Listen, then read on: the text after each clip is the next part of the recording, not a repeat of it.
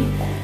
So a couple weeks ago, I had the amazing opportunity of going and hanging out with this little boy named Kalen for the afternoon. We raced on scooter boards, we swung on swings, we blew bubbles, we did everything under the sun.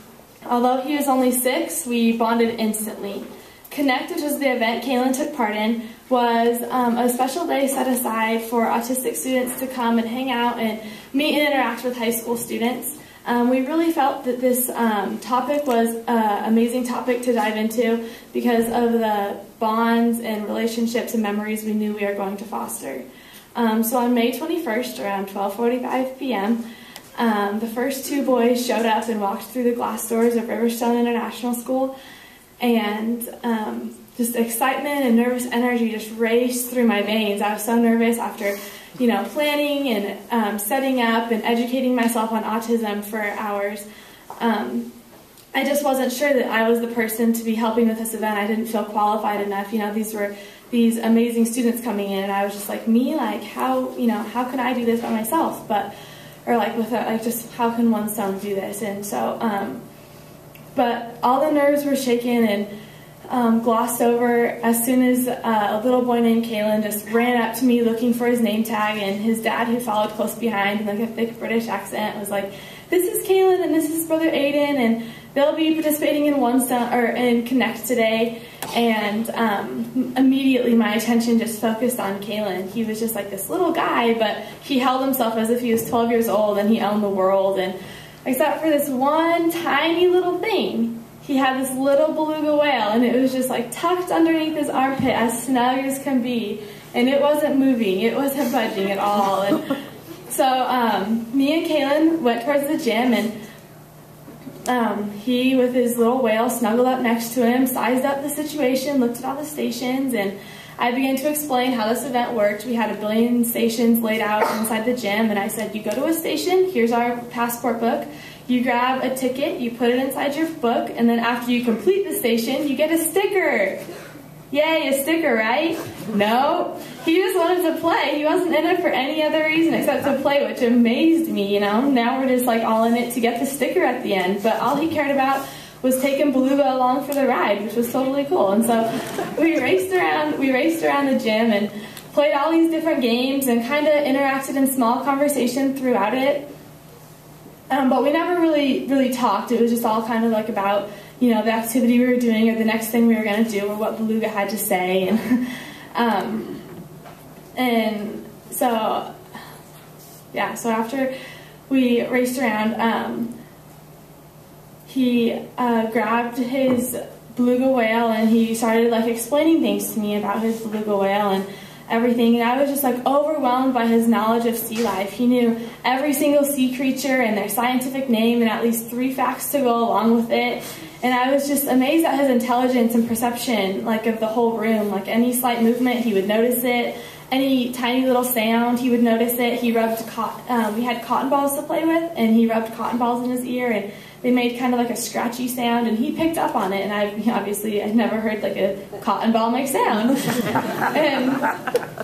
And so, after we learned about more about his best friend Beluga, his sidekick, his best pal, his occasional interpreter, we also learned his voice. Beluga had this special tone of voice that his parents, as well as Kalen, distinctly remembered. Anytime that Kalen was unable to interact with someone, he would resort to Beluga and use a special Beluga voice, having Beluga be a go-between and talk for him. And his parents, whenever they needed his attention, they'd grab Beluga and talk in his little cute Beluga voice. And so after we spent time in the gym, we wandered outside to see what the playground had going for us, and we went over to the swings, and we realized we had a situation on our hands. We wanted to get on the swings, but we had to use both hands to hold on. So that would mean Beluga couldn't be in your arm, because you had to just sit there and swing and hold on and not fall off. And so, reluctantly, Kalen slowly handed over Beluga to me, and I don't know, realizing this was such a big thing, I just grasped Beluga and put him to my heart, and just realizing that this child entrusted me with his best friend, his sidekick for life. And So I helped Kaylin onto the swing and started pushing him back and forth. And then I kind of caught the buzz, and I started speaking in Belugan. And so I held up Beluga, and I was just like, "Hey, Kaylin, this is Beluga here. What are you doing up there? Why are you swinging? Can I come swing with you?" And he just thought it was so funny, and he just roared with laughter. And so I kept speaking in Beluga, of course, and I kept speaking to him, and having Beluga speak to me, and having Beluga do all these funky tricks in front of Kaylin, and he absolutely loved it. And at that moment, I realized the ice was broken. Beluga had installed this friendship that no one else could have created. This bond that was never going to be broken. And I just thought that was amazing how such a little thing, just a little beluga whale, can install such friendship and create such an amazing memory. And that was one of the most amazing parts of the event, is that we gathered all these incredibly unique autistic students, and we played with them and had a great time, and they enjoyed it so much, just to be respected and to have fun just for a day without any stress or anyone telling them what to do or having any, anxiety over anything. They just played with us for a few hours, and, the beluga did that, really. Like, he was the one to create this friendship and to kickstart this amazing adventure. And another amazing part of this event, though, was that the kids weren't the only recipient of this event. We went into it thinking that we were going to help benefit these kids' lives, and they were going to look up to us, and it was going to be all great.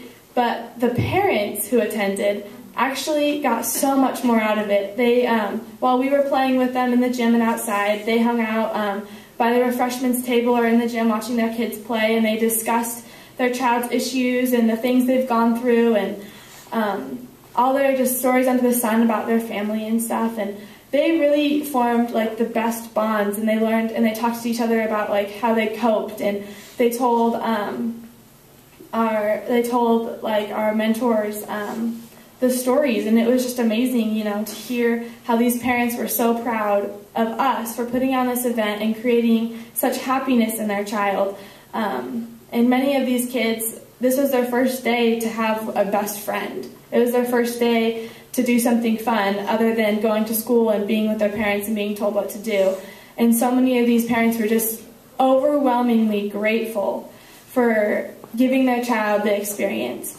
And that was just so special to me, to see the parents cry over us. And, it's just like, wow, like we really made a difference, not only in these kids' lives, but in the parents' lives as well. But the third party involved, and probably the party most affected, was the mentors like myself. We were the deepest, just the most grateful for having this opportunity and getting to experience this new type of person, this new recipient of the action. And it was just like a beautiful thing to watch and to see grow, as our just like relationships just grew over like 3 hours, and we just became so close. And that's just one thing I'm really grateful for this event, that they were able to experience new things. Parents were able to create new bonds. We were able to witness all of it, and it was just so special. And really, when it all comes down to it, Beluga fostered this event. He is the one that created the friendships.